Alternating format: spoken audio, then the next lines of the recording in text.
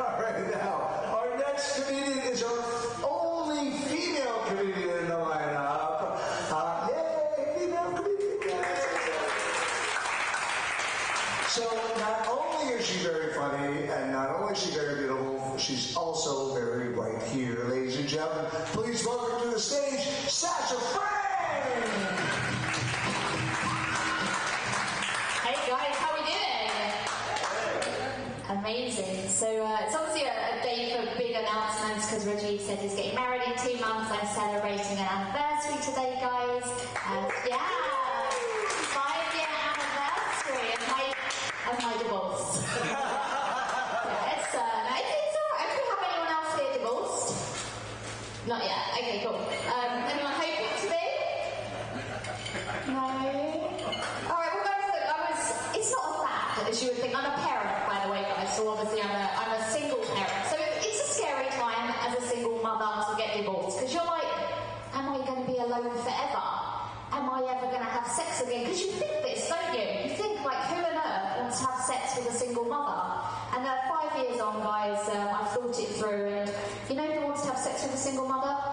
Absolutely fucking everybody, honestly.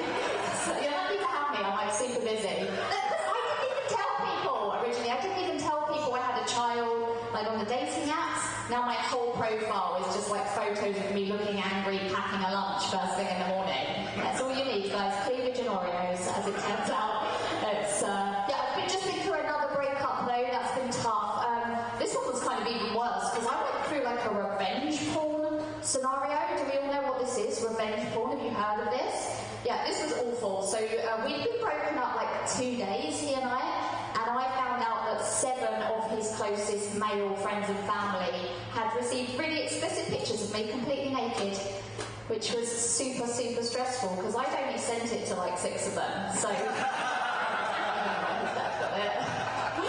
it's tough. It's hard though as a single parent to actually have sex, to be honest, because like obviously I can't bring someone to my house. They don't tell you about this. You go for full custody. They don't give you the advice that you really need, which is like one day this is going to be a massive cock block. So I have to go to someone else's house if I want to have sex. So like very, very tricky in Singapore, particularly because I've got like 2 choices, right? I can sleep with a Singaporean man. I can. Very hard to get privacy with a Singaporean man because every time I meet one, I can't actually go back to his place, can I? Because he's still living at home with his parents. Yeah. So but then obviously there's like the expat men. This is no better because every time I meet one of them, can't go back to his place either because he's still living at home with his wife. Yeah, that one's funny because it's true.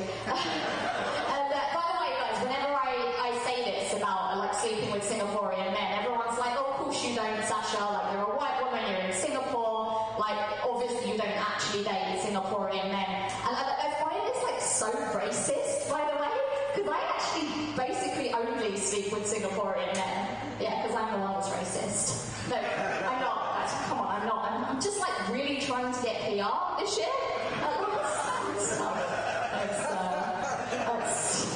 Yeah. So I've had to download the dating apps again. We were talking about the date you guys met on Tinder. I heard, how long ago did you meet? On Tinder, how long ago did you meet? You're like, how dare you ask me? Okay, well maybe they were better a year ago. Maybe I missed the boat because I downloaded Tinder. Okay, after this recent breakup, and this is completely true, by the way. The first profile that I saw on there had no picture whatsoever, no picture, and this guy had just written, "Hey ladies, how do you feel about a 22 centimetre man?" So I replied and I was like, is this true? Like really, you're like 22 centimetres?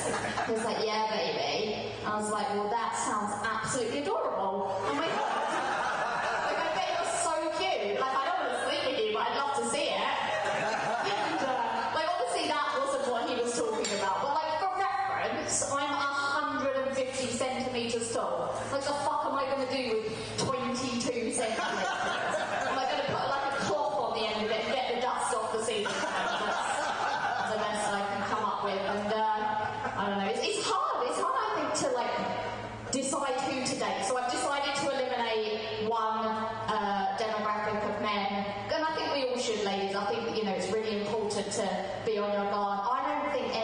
should be dating the men with the Android phones. Where's the Android phone men? Here, put your hand up. No, you're here.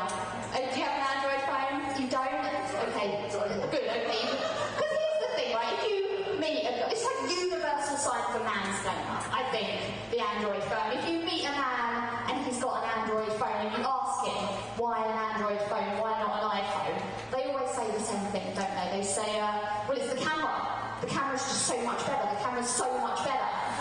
Is this what it's saying? But it's true, right?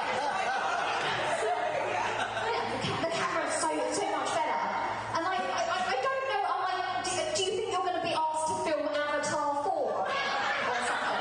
Like, do you think Steven Spielberg's going to knock on the door one day and just be like, super embarrassing, we've come out to film a movie, we've not brought the camera. Like, not next door, they've only got iPhones, that's no good, what have you got? I'm like, do you know what I would buy? If I wanted a good camera, you know what I would buy? A fucking camera is what I would buy. And the horoscope people, I don't like the horoscope men. And like, I respect that. If you think you've got the same personality as everybody with a birthday near you, cool.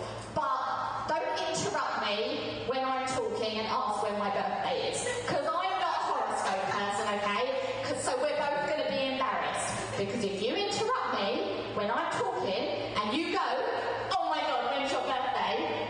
I think you just looked at me and thought, this woman is so fantastic, I'm going to buy her a gift, is what I think.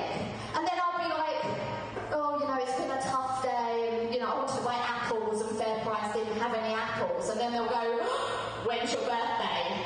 And I'm like, well, it's November, but I'm probably going to need the apples before then.